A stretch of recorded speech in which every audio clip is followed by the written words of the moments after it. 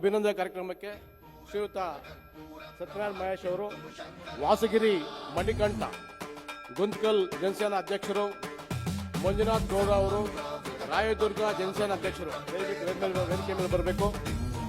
ಈಗ ಪರಮ ಪೂಜ್ಯರಿಗೆ ಅಭಿನಂದನೆ ನಡೀತಾ ಇದೆ. ತಮ್ಮ ಚಪ್ಪಾಳೆ ಮೂಲಕ ಅವರಿಗೆ